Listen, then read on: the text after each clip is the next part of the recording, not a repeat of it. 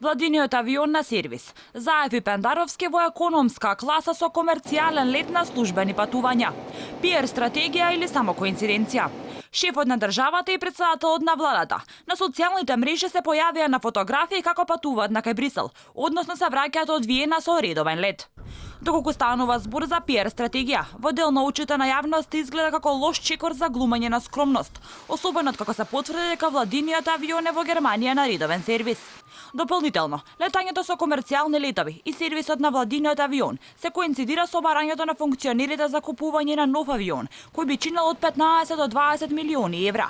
Но според директорот на Агенцијата за воздухопловство, Томислав Тунтев, тоа би можело да биде и исплатлива инвестиција, ако се пресметаат цените на комерцијалните летови со зголемената потреба за патување поради евроинтегративните процеси. Дузината советници и функционери во владата, кои се задолжени за PR стратегијата, направија низа на грешки.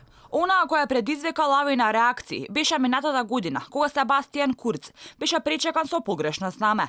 Курц ја слушаше австриската химна, но под латвиско знаме. Австриските новинари кои ја следаа посетата на нивниот канцелар беа оние кои ја забележаа грешката за која и се реагираше. По скандалот стигна извинување од владата. Пропустот бил направен од службите, а дошло поради голема сличност на димензиите и колоритот на знамињата на Австрија и Латвија. Уште еден пропуст кој го обележа работењето на функционерите во владата беше избегнувањето на одговор на прашањето на кој јазик зборуваат егејците, односно роднините на македонските државјани во Грција. Дали роднините на егејците зборуваат македонски јазик? Постои одредена категорија на население во Република Грција која што не зборува на грчки јазик, која што говори на друг јазик, меѓутоа не сме ние тие што ќе детерминираме кој на каков јазик зборува.